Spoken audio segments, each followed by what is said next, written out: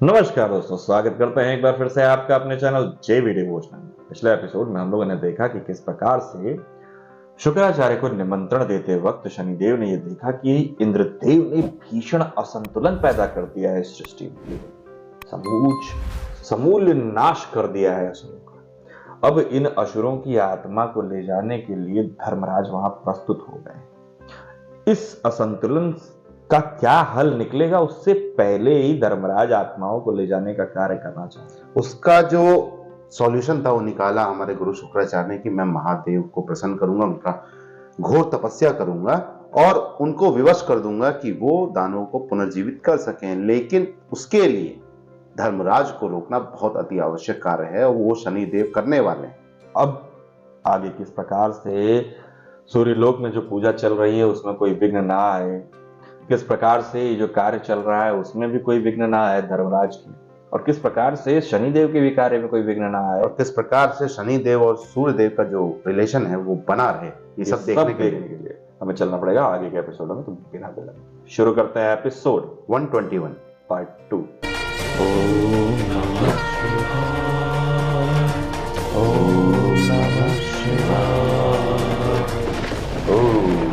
संज्ञा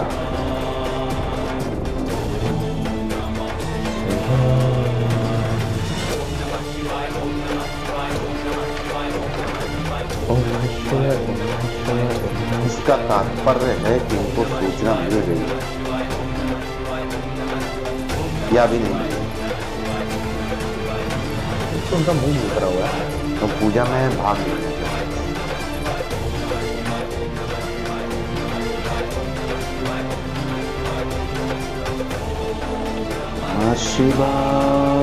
शुक्राचार्य को यह लाने में शनि को इतना विलंब क्यों हो रहा है?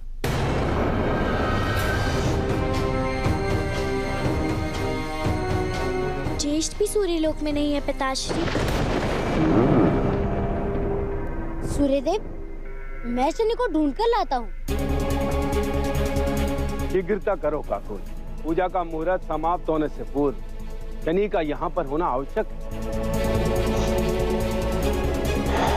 समय निकल जाएगा। अब चिंता न करें आचार्य, ये यज्ञ शनि की माता के निमित्त है। शनि समय पर पहुंच जाएगा। आप विधि प्रारंभ कीजिए। रिश्ता या कर्तव्य, इसीलिए स्टार्टिंग में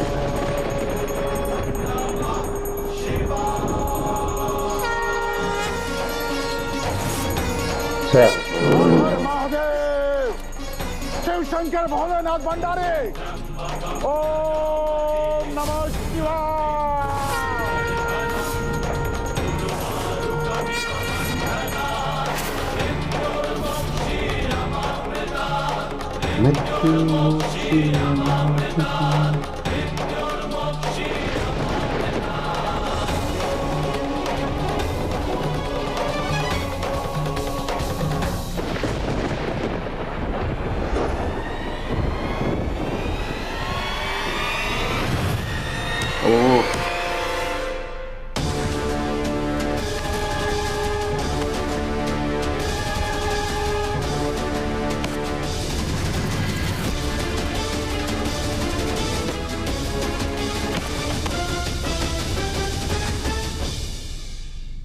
मैं तुम्हें चेतावनी देता हूँ शनि, मुझे मेरा कर्तव्य पूर्ण करने दो।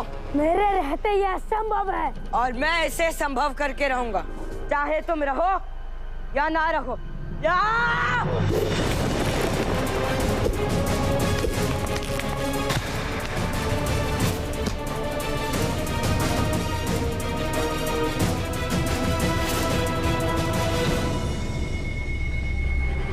शुक्राचार्य भी लगे हुए हैं। अच्छा दूरी दिखा रहे थे।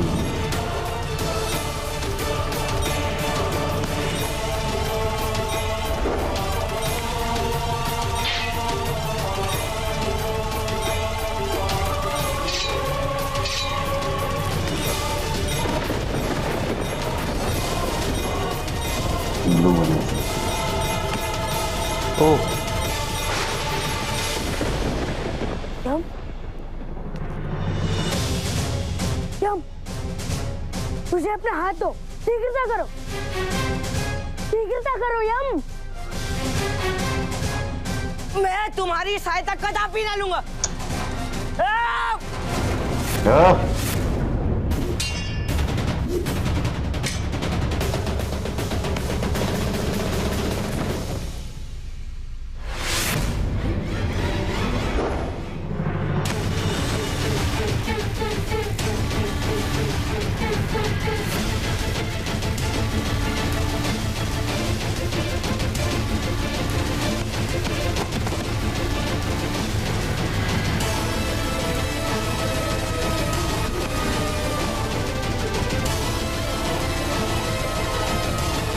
रुक जाओ शनि। यम, शनि, सूर्य देव तुम्हारी प्रतीक्षा कर रहे हैं। माता के निमित्त यज्ञ का मुहूर्त निकला जा रहा है। पूजा शनि की माता के लिए हो जाए, मैं अपना कार्य पूर्ण करूंगा। तुम जाओ और अगले ही पल से असुरों की आत्मा ग्रहण करना प्रारंभ कर दूंगा मैं।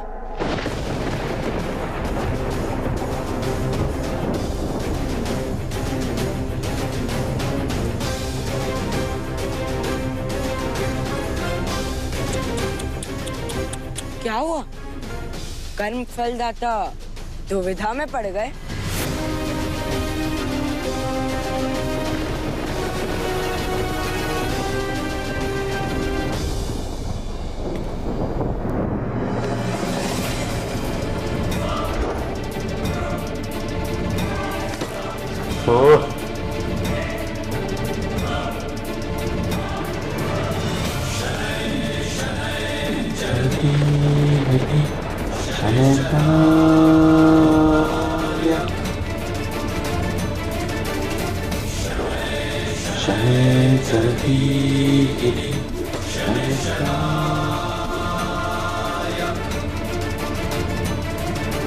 अब ये सूर्यलोक में बता देंगे, फिर सूर्यदेव आएंगे रोकने के लिए।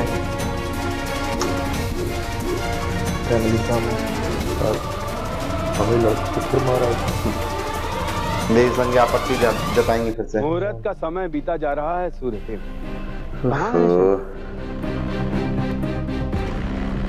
सूर्यदेव,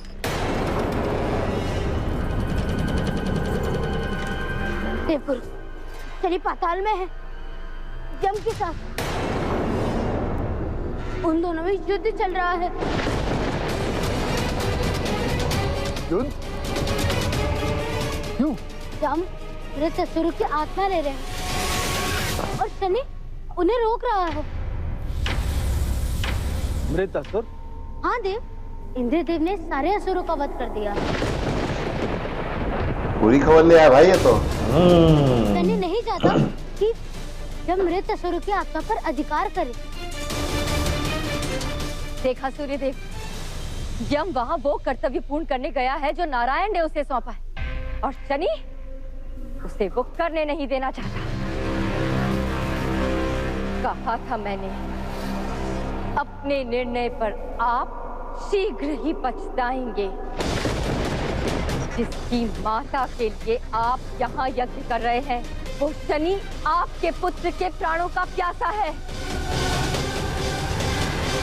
जाइए, जाकर शनि को परास्त करके यम को लौटाइए। यम के कर्तव्य का मार्ग प्रशस्त कीजिए। हे प्रभु, हे अन्नदाता। नहीं देवी, ऐसा नहीं है। शनि का इसमें कोई दोष नहीं है। शनि और यम में एक बार पहले भी युद्ध हुआ था। सूर्यदेव शनि के वध को आतुर थे, तब माता छाया उनके मार्ग में खड़ी हो गई। इस शनि पर प्रहार करने से पहले वो उनके प्राण ले ले, और आज आप अपने ही पुत्र पर सूर्यदेव को प्रहार करने का सुझाव दे रही है। माता पिता का कर्तव्य होता है अपनी संतान की रक्षा करना, परंतु एक के प्राणों का मूल्य दूसरे के प्राण नहीं हो सकते देव। यदि आप गए तो आपके मार्ग को आपकी पत्नी के शव से होकर जाना होगा।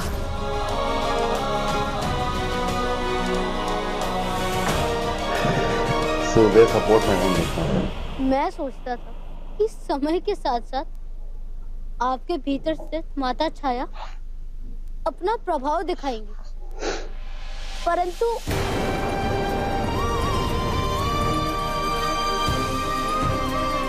मुझे बड़ा दुख हो रहा है शनि के लिए, बड़ा खेद है उसके भाग्य पर जो सबको कर्मों का फल देता है। उससे न जाने ये फल क्यों मिल रहा है। मौन। शनि का पक्ष लेकर क्या सिद्ध करना चाहते हो तुम? सबसे पहले ये जानना आवश्यक होगा कि असुरों की हत्या करके देवराज इंद्र क्या सिद्ध करना चाहते हैं, और यदि शनि ने यम को रोकने का निर्णय लिया है तो कुछ उचित सोचा होगा। कारण अवश्य उचित ही होगा। मैं जाकर उससे बात करता हूँ, वो अवश्य मेरी बात मानेगा। परंतु देवता, मुझे अपने पुत्र पर विश्वास है संज्ञा। ठीक हो गया भाई। आप पूजा आरंभ रखिए आचार्य। ढीला हो गया भाई। मैं शनि को लेकर प्रस्तुत होता हूँ। तो देवगुरु बृहस्पति पता नहीं कैसा स्टूडेंट रखे हैं भाई। बहुत ही होनहार स्टूडेंट तो है, लेकिन बहुत नालायक स्टूडेंट है देवगुरु बृहस्पति का। यूं कह ले कि वो पढ़ाई में अव्वल, लेकिन वो शायद वो कमोड में बम रख के फोड़ने वाली भी क्रिया जो है उसी स्टूडेंट। और हमको लग रहा है कि वो उपस्थित इसलिए नहीं है सुरलोक में, अप्सराओं का डांस देख रहे होंगे क्योंकि प्रसन्नता है भाई। असुरों का समूल नाश करके आए हैं भाई। देखिए, जिस प्रकार का संतुलन बनाने के लिए शनिदेव इस वक्त युद्ध कर रहे हैं, दोनों अपनी अपनी जगह सही। धर्मराज अपनी जगह सही हैं, शनिदेव अपनी जगह। मैंने कहा ना, केवल सोच का फर्क है। धर्मराज इसलिए सही है क्योंकि किसी भी मृत शरीर से आत्मा निकालने का कार्य उनका है, वो अपना कार्य कर रहे हैं, नारायण का दिया हुआ काम कर रहे हैं। लेकिन कहा जाता है ना, किसी भी कार्य को केवल कार्य समझ के ना करें, क्योंकि कार्य के पीछे उस कार्य की मंशा क्या है, उद्देश्य क्या है, उससे किसका हित या अहित जुड़ा हुआ है, ये सोच के जब आप कोई कार्य करते हैं तब जाकर वो कार्य देव कार्य कहलाता है। शनि देव इस सिचुएशन को भली भांति समझ पा रहे हैं। अच्छा, जिस प्रकार से काकोल ने पक्ष लिया शनिदेव का और सारी स्थितियां उनको याद दिलाई सूर्यदेव को, तो सूर्यदेव का एहसास हुआ नहीं, दोनों के स्वभाव में जमीन आसमान का अंतर है और शनि का पक्ष लेना चाहिए, एक बार उनको मौका देना चाहिए। क्या है बात, आखिर क्यों किया इंद्रदेव ने ऐसा, ये जानने के लिए अभी सूर्यदेव जाएंगे। शायद शनि पहले तो युद्ध रोकेंगे, मुझे लग रहा है दोनों भाइयों के। देखते पहले करते क्या है। चलिए फिलहाल इस एपिसोड में करते हैं यही समाप्त, शीघ्र ही मिलेंगे नए के साथ, तब तक के लिए राधे राधे।